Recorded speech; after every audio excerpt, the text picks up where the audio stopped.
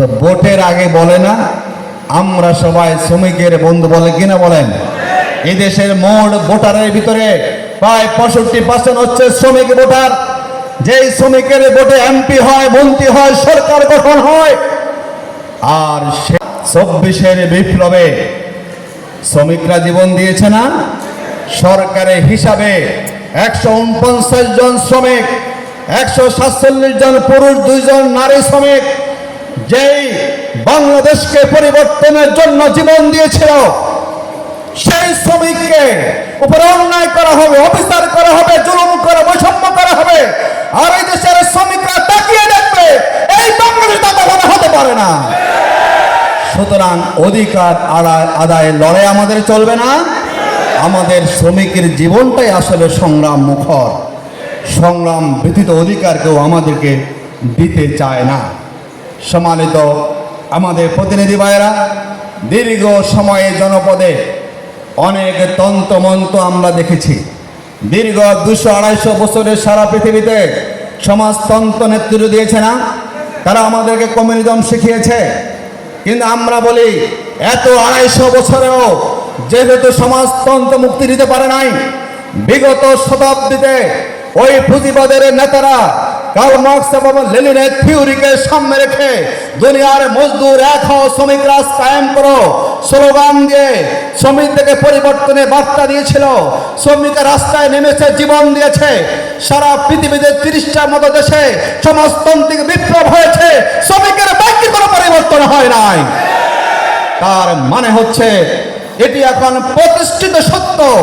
ওই Karl Marx বলেন, Lenin বলেন, মানব রচিত কোন মতবাদ দিয়ে যেহেতু বিগত সময়ে শ্রমিকের ন্যায্য অধিকার প্রতিষ্ঠা হয় নাই, আমরা দৃঢ়তার সাথে বলি মানব রচিত কোন মতবাদ দিয়ে কখনো বাংলাদেশের শ্রমিক সমস্যার সমাধান হবে না। এই শ্রমিক সমস্যার সমাধান করতে হলে ইসলামের কালজয়ী আদর্শ, আল্লাহর রাসূল যে নীতির কথা বলেছেন, যে অধিকারের কথা বলেছেন, শ্রমিকের ন্যায্য মজুরি দাও, গ্রাম শুকানোর আগে শ্রমিকের মজুরিকে পরিশোধ করে দাও, নিজে যা খাও শ্রমিককে তাই খাও, নিজে যেই পোশাক পরিধান করো শ্রমিককে সেই পোশাক পরিধান করো। আল্লাহ রাসূল একজন পাথরের শ্রমিক, যার পরিবারের জন্য কাজ করতে করতে যার হাতে পোস্কা উঠে গিয়েছিল, আল্লাহ রাসূল বলেছেন তুমি তোমার হাতের অবস্থা কেন? বলছে ইয়া রাসূলুল্লাহ, আমার পরিবারের জন্য ভরণ পোষণ করতে গিয়ে পাথরের জমিতে আমাকে কোদাল চালাতে হয়, এটি সে আমার হাতে সে দাগ চিহ্ন। আল্লাহর রাসূল শ্রমিককে হাত টেনে চুমু খেয়েছেন। তিনি 70 বার শ্রমিককে ক্ষমা করতে বলেছেন। আজকে বাংলাদেশে আল্লাহ রাসূলের সে আদর্শের ভিত্তিতে আমাদের আইন এবং বিধি না থাকার কারণে সরকার আসে, সরকার যায়, শ্রমিক অসন্তোষ কখনো বন্ধ হয় না। নীতি আসে, নীতি বদলায়, শ্রমিকদের ন্যায্য মজুরি কখনো পায় না, তার চাকরির নিশ্চয়তা সে পায় না, যখন তখন ছাঁটাই হয়ে যায় না। আমরা শুনি আবার রানা প্লাজার মতো সেই গার্মেন্টস ফ্যাক্টরির দেশে যখন 11 শ্রমিকের জীবন দিতে হয়, ওই তাজদিন পেশা যখন আগুনে অনেক শ্রমিককে মারা যেতে হয়, তখন আমরা বলি কোন দেশে আমরা আছি?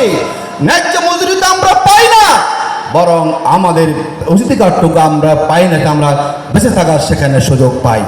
আমরা মনে করি এই অবসান হওয়া প্রয়োজন না। বিগত ফ্যাসিবাদের আমলে গার্মেন্টস শ্রমিকের যে আন্দোলন ন্যায্য মজুরি, সেই মজুরি আন্দোলন করতে গিয়ে গাজীপুরে 4 জন শ্রমিককে সেখানে গুলি করে হত্যা করা হয়েছিল না? আমরা মনে করি এই বাংলাদেশে 26-এর 5ই আগস্টের পরবর্তী বাংলাদেশে কোনো অধিকার প্রতিষ্ঠার আন্দোলনে আর কেউ বল প্রয়োগ করতে পারবে না।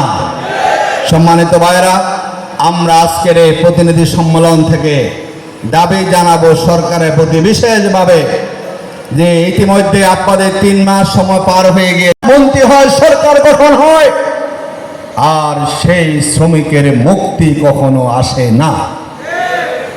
আমরা এবারের সরকারে দাবি জানাবো, ইতিমধ্যে শ্রমিক কল্যাণ ফেডারেশন আমরা একটা বাজেট মত বিনিময় করেছি, শ্রমিকের বাজেট ভাবনা। সেই ভাবনাকে সামনে রেখে আমরা গত 24 তারিখে একটা শ্রমিক বান্ধব বাজেট প্রস্তাবনা দিয়েছি। আমরা উল্লেখ করেছি এবার আমরা কথা চাই না, আমরা কাজ দেখতে চাই। এবং আমরা বলেছি এবার বাজেট যা আপনি বরাদ্দ করুন না কেন, কমপক্ষে দেশের শ্রমিকের জীবনমান উন্নয়ন, তাদের রেশনিং, তাদের সামাজিক সুরক্ষা এবং তাদের জন্য তাদের সন্তানের শিক্ষার অধিকার, চিকিৎসার অধিকারকে সামনে রেখে কমপক্ষে বাজেটে 10% বরাদ্দ রাখতে হবে।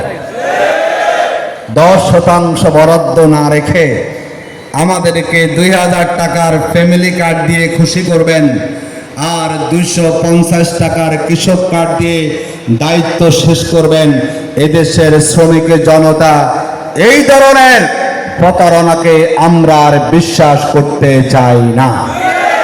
আমরা ন্যায্য অধিকার চাই, যে অধিকার আমাদের সংবিধান দিয়েছে, শ্রম আইন দিয়েছে, আইএলও দিয়েছে, আন্তর্জাতিক শ্রম সংস্থা দিয়েছে, জাতিসংঘের মানবাধিকার যে সংস্থা আমাদেরকে দিয়েছে। আমরা বলবো সে অধিকারগুলো আমাদেরকে দেন, আমাদেরকে করুণা করতে হবে না।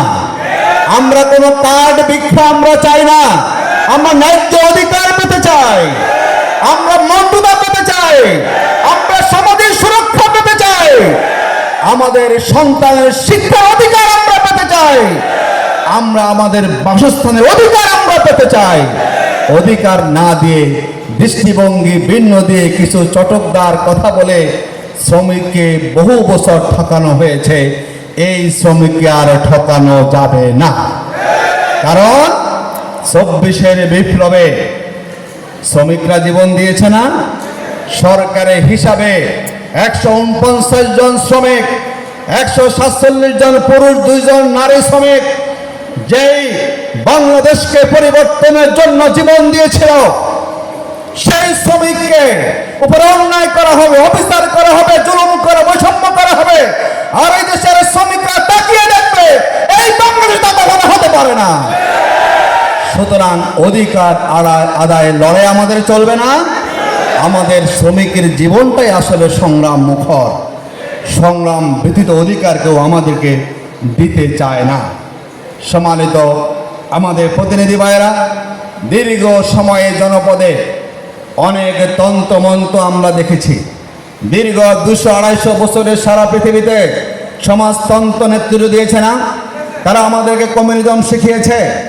কিন্তু আমরা বলি এত 250 বছরেও যেহেতু সমাজতন্ত্র মুক্তি দিতে পারে নাই, বিগত শতাব্দীতে ওই পুঁজিবাদের নেতারা কার্ল মার্কস এবং লেনিনের থিওরিকে সামনে রেখে দুনিয়ার মজদুর এক হও, শ্রমিক রাজ কায়েম করো স্লোগান দিয়ে শ্রমিকদেরকে পরিবর্তনের বার্তা দিয়েছিল। শ্রমিকের রাস্তায় নেমেছে, জীবন দিয়েছে। সারা পৃথিবীতে 30টার মতো দেশে সমাজতান্ত্রিক বিপ্লব হয়েছে, শ্রমিকের বাকি কোনো পরিবর্তন হয় নাই। তার মানে হচ্ছে এটি এখন প্রতিষ্ঠিত সত্য। ওই কার্ল মার্কস বলেন, লেনিন বলেন, মানব রচিত কোনো মতবাদ দিয়ে যেহেতু বিগত সময়ে শ্রমিকের ন্যায্য অধিকারের প্রতিষ্ঠা হয় নাই, আমরা দৃঢ়তার সাথে বলি মানব রচিত কোনো মতবাদ দিয়ে কখনো বাংলাদেশের শ্রমিক সমস্যার সমাধান হবে না।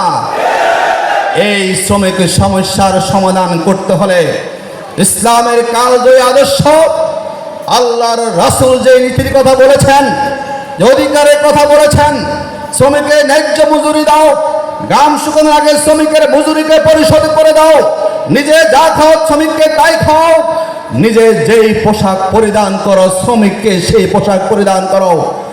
আল্লাহ রাসূল একজন পাথরের শ্রমিক, যার পরিবারের জন্য কাজ করতে করতে যার হাতে পোস্কা উঠে গিয়েছিল, আল্লাহ রাসূল বলেছেন তুমি তোমার হাতের অবস্থা কেন? বলছে ইয়া রাসূলুল্লাহ, আমার পরিবারের জন্য ভরণ পোষণ করতে গিয়ে পাথরের জমিতে আমাকে কোদাল চালাতে হয়, এটি সে আমার হাতে সে দাগ চিহ্ন। আল্লাহর রাসূল শ্রমিককে হাত টেনে চুমু খেয়েছেন। তিনি 70 বার শ্রমিককে ক্ষমা করতে বলেছেন। আজকে বাংলাদেশে আল্লাহ রাসূলের সে আদর্শের ভিত্তিতে আমাদের আইন এবং বিধি না থাকার কারণে সরকার আসে সরকার যায়, শ্রমিক অসন্তোষ কখনো বন্ধ হয় না।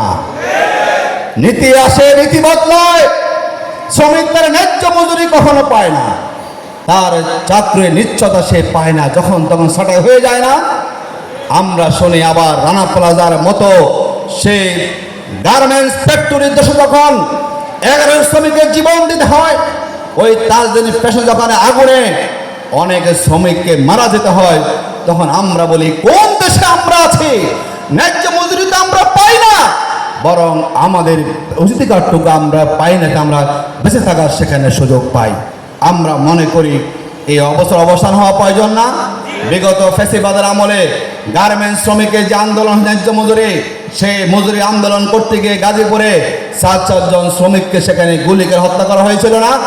আমরা মনে করি এই বাংলাদেশে 26-এর 5ই আগস্টের পরবর্তী বাংলাদেশে কোনো অধিকার প্রতিষ্ঠার আন্দোলনে আর কেউ বল প্রয়োগ করতে পারবে না।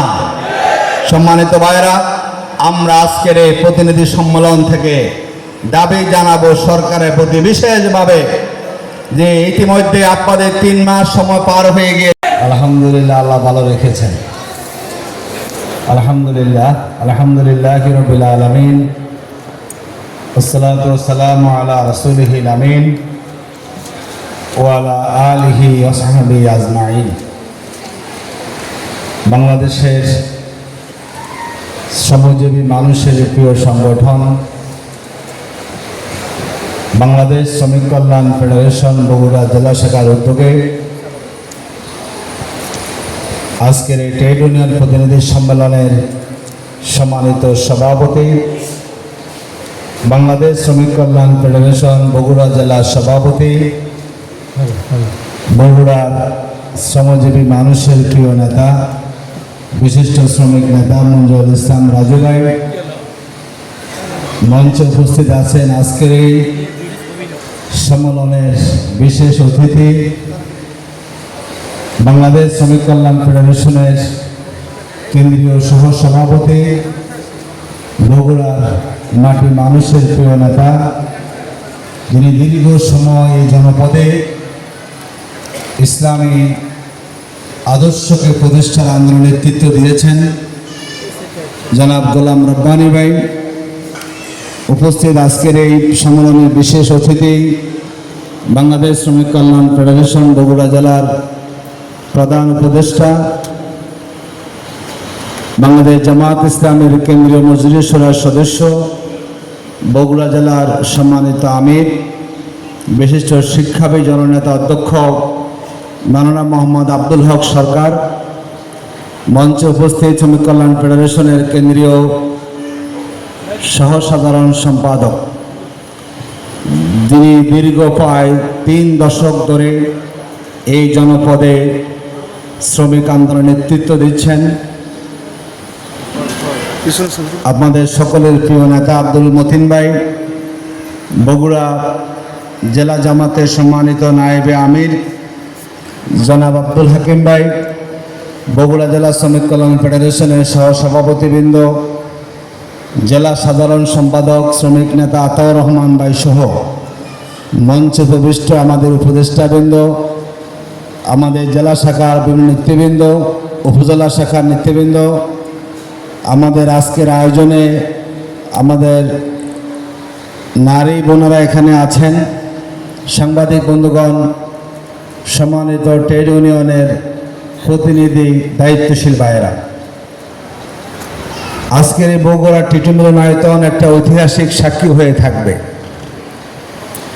একটা শ্রমিক সংগঠনের একটা জেলা শাখা, তাও সব পর্যায়ে নেতৃবৃন্দ নয়, মাত্র ট্রেড ইউনিয়ন নেতৃবৃন্দ, তাদের এই উপস্থিতি, আজকের এই আয়োজন প্রমাণ করে বাংলাদেশের ট্রেড ইউনিয়ন জগতের নতুন ধারা শুরু হয়েছে। দীর্ঘ সময় এই জনপদে যারা শ্রমিক ময়দানে নেতৃত্ব দিয়েছেন, শ্রমিকের হয়ে কথা বলেছেন, তাদের মধ্যে কোনো আদর্শ ছিল না, সততা ছিল না, তাদের অনেকের মধ্যে নৈতিকতার ঘাটতি ছিল।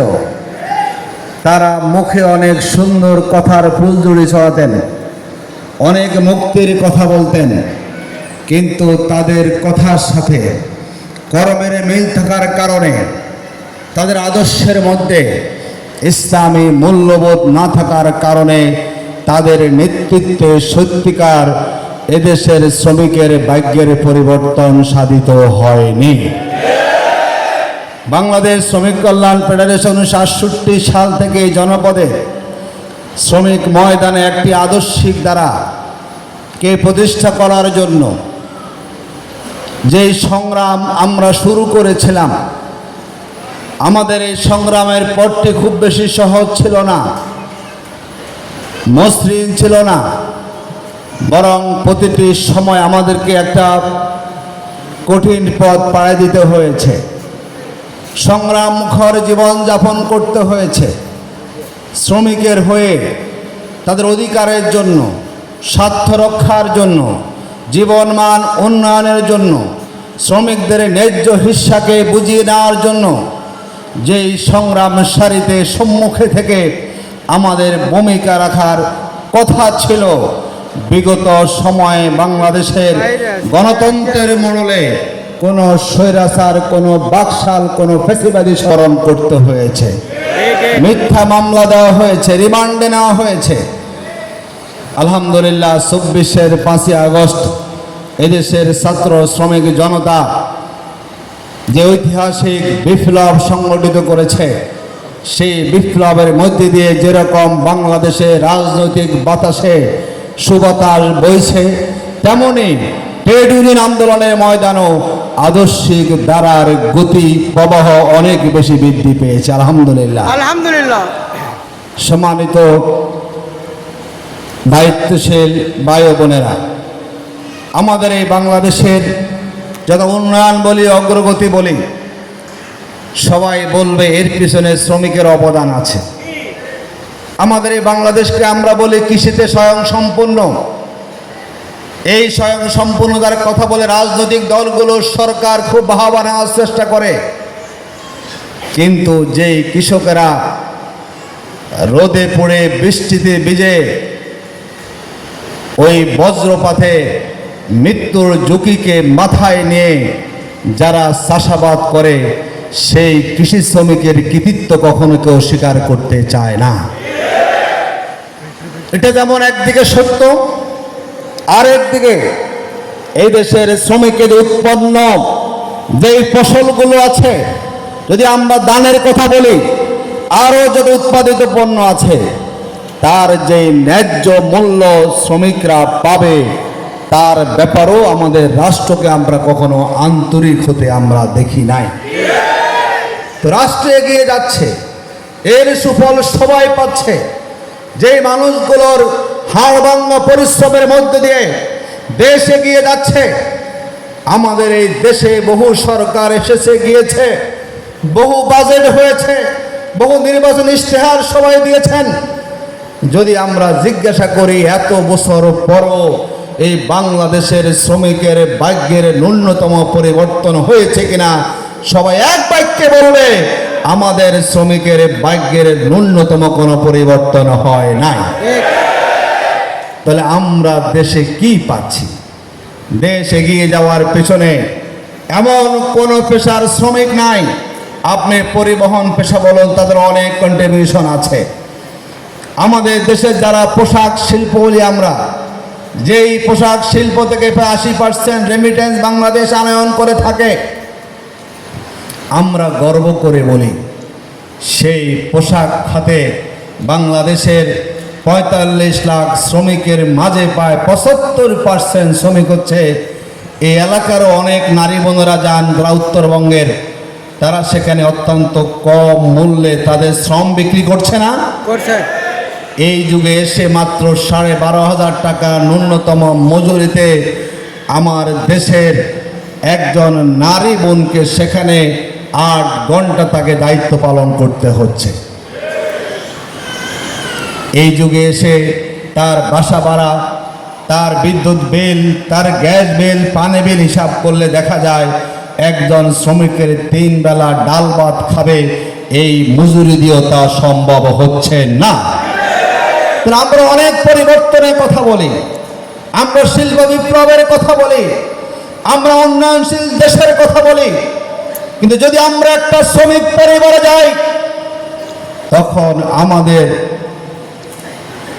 চিন্তার জগৎ পরিবর্তন হয়ে যে আসলে কি পরিবর্তনের সেই দৃষ্টান্তটি আমাদের শ্রমিক পরিবার পেয়েছে কিনা। সম্মানিত শ্রমিক দায়িত্বশীল বৃন্দ, আমরা এই কথাগুলো এই জন্য বলছি, বাংলাদেশের পরিবর্তন অনেক হয়, অনেক কথা সবাই বলে, কিন্তু দুর্ভাগ্য হচ্ছে বাংলাদেশের শ্রমিকের ভাগ্যের পরিবর্তন এখনো হয় নাই। 24-এ যে বিপ্লব হয়েছে, সেই বিপ্লব ছিল বৈষম্যের বিরুদ্ধে। আমাদের বাংলাদেশের সবচেয়ে বৈষম্যের শিকার হচ্ছে 7.5 কোটি শ্রমজীবী নারী পুরুষ, ঠিক না বলেন? এদের বৈষম্যের কখনো অবসান হয় না, তাদেরও এই কথা বলতে চায় না। আমাদের দেশে 52টি বাজেট হয়েছে, এত বছর পরে এসেও আমরা এবার শুনলাম যেই বিটিভিতে বলি আমরা, বাতাবিলে বলি না আমরা, যেই বাতাবি লেবুর সংবাদ বিটিভিতে দেওয়া হয়, যার মধ্যে শ্রমিকের কথাগুলো বলা হয় না, সেই বিটিভির জন্য নাকি এবার বরাদ্দ হবে 2200 কোটি টাকা। আর সর্বশেষ বাজেটে দেশের 7.5 কোটি শ্রমিকের জীবনমান উন্নয়নের জন্য মাত্র বরাদ্দ রাখা হয়েছে সম্ভবত 450 কোটি টাকা। লক্ষ লক্ষ কোটি টাকার বাজেট হচ্ছে 7.5 কোটি শ্রমিকের দেশে। এখন পর্যন্ত আমাদের সরকার বাহাদুররা যেই পরিমাণ বাজেট বরাদ্দ করেন তা 1% পার হয় না। তো ভোটের আগে বলে না আমরা সবাই শ্রমিকের বন্ধু, বলে কিনা বলেন? এই দেশের মোট ভোটারের ভিতরে প্রায় 65% হচ্ছে শ্রমিক ভোটার। যেই শ্রমিকের ভোটে এমপি হয়, মন্ত্রী হয়, সরকার গঠন হয়, আর সেই শ্রমিকের মুক্তি কখনো আসে না। আমরা এবারের সরকারে দাবি জানাবো, ইতিমধ্যে শ্রমিক কল্যাণ ফেডারেশন আমরা একটা বাজেট মত বিনিময় করেছি, শ্রমিকের বাজেট ভাবনা। সেই ভাবনাকে সামনে রেখে আমরা গত 24 তারিখে একটা শ্রমিক বান্ধব বাজেট প্রস্তাবনা দিয়েছি। আমরা উল্লেখ করেছি এবার আমরা কথা চাই না, আমরা কাজ দেখতে চাই। এবং আমরা বলেছি এবার বাজেট যা আপনি বরাদ্দ করুন না কেন, কমপক্ষে দেশের শ্রমিকের জীবনমান উন্নয়ন, তাদের রেশনিং, তাদের সামাজিক সুরক্ষা এবং তাদের জন্য তাদের সন্তানের শিক্ষার অধিকার, চিকিৎসার অধিকারকে সামনে রেখে কমপক্ষে বাজেটে 10% বরাদ্দ রাখতে হবে। 10% বরাদ্দ না রেখে আমাদেরকে 2000 টাকার ফ্যামিলি কার্ড দিয়ে খুশি করবেন, আর 250 টাকার কৃষক কার্ড দিয়ে দায়িত্ব শেষ করবেন। এদেশের শ্রমিক জনতা এই ধরনের প্রতারণাকে আমরা আর বিশ্বাস করতে চাই না। আমরা ন্যায্য অধিকার চাই, যে অধিকার আমাদের সংবিধান দিয়েছে, শ্রম আইন দিয়েছে, আইএলও দিয়েছে, আন্তর্জাতিক শ্রম সংস্থা দিয়েছে, জাতিসংঘের মানবাধিকার যে সংস্থা আমাদেরকে দিয়েছে। আমরা বলবো সে অধিকারগুলো আমাদেরকে দেন, আমাদেরকে করুণা করতে হবে না। আমরা কোনো কার্ড ভিক্ষা আমরা চাই না, আমরা ন্যায্য অধিকার পেতে চাই, আমরা মর্যাদা পেতে চাই, আমরা সমাজের সুরক্ষা পেতে চাই, আমাদের সন্তানের শিক্ষার অধিকার আমরা পেতে চাই, আমরা আমাদের বাসস্থানের অধিকার আমরা পেতে চাই। অধিকার না দিয়ে, দৃষ্টিভঙ্গি ভিন্ন দিয়ে কিছু চটকদার কথা বলে শ্রমিককে বহু বছর ঠকানো হয়েছে। এই শ্রমিককে আর ঠকানো যাবে না, কারণ 24-এর বিপ্লবে শ্রমিকরা জীবন দিয়েছে না। সরকারের হিসাবে 149 জন শ্রমিক, 147 জন পুরুষ, 2 জন নারী শ্রমিক যেই বাংলাদেশকে পরিবর্তনের জন্য জীবন দিয়েছিল, সেই শ্রমিককে উপরে অন্যায় করা হবে, অবিচার করা হবে, জুলুম করা, বৈষম্য করা হবে, আর এই দেশের শ্রমিকরা তাকিয়ে দেখবে। এই বাংলাদেশ কখনো হতে পারে না। সুতরাং অধিকার আদায় লড়াই আমাদের চলবে না। আমাদের শ্রমিকের জীবনটাই আসলে সংগ্রাম মুখর, সংগ্রাম ব্যতীত অধিকার কেউ আমাদেরকে দিতে চায় না। সম্মানিত আমাদের প্রতিনিধি ভাইয়েরা, দীর্ঘ সময়ে জনপদে অনেক তন্ত্রমন্ত্র আমরা দেখেছি। দীর্ঘ 200-250 বছরের সারা পৃথিবীতে সমাজতন্ত্র নেতৃত্ব দিয়েছে না, তারা আমাদেরকে কমিউনিজম শিখিয়েছে। কিন্তু আমরা বলি এত 250 বছরেও যেহেতু সমাজতন্ত্র মুক্তি দিতে পারে নাই, বিগত শতাব্দীতে ওই পুঁজিবাদের নেতারা কার্ল মার্কস এবং লেনিনের থিওরিকে সামনে রেখে দুনিয়ার মজদুর এক হও, শ্রমিক রাজ কায়েম করো স্লোগান দিয়ে শ্রমিকদেরকে পরিবর্তনের বার্তা দিয়েছিল। শ্রমিকের রাস্তায় নেমেছে, জীবন দিয়েছে। সারা পৃথিবীতে 30টার মতো দেশে সমাজতান্ত্রিক বিপ্লব হয়েছে, শ্রমিকের বাক্যে কোনো পরিবর্তন হয় নাই। তার মানে হচ্ছে এটি এখন প্রতিষ্ঠিত সত্য। ওই কার্ল মার্কস বলেন, লেনিন বলেন, মানব রচিত কোনো মতবাদ দিয়ে যেহেতু বিগত সময়ে শ্রমিকের ন্যায্য অধিকার প্রতিষ্ঠা হয় নাই, আমরা দৃঢ়তার সাথে বলি মানব রচিত কোনো মতবাদ দিয়ে কখনো বাংলাদেশের শ্রমিক সমস্যার সমাধান হবে না।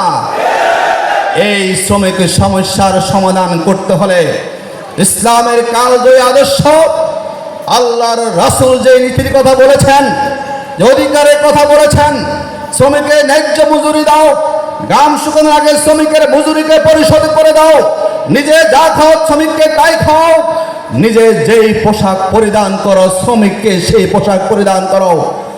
আল্লাহ রাসূল একজন পাথরের শ্রমিক, যার পরিবারের জন্য কাজ করতে করতে যার হাতে পোস্কা উঠে গিয়েছিল।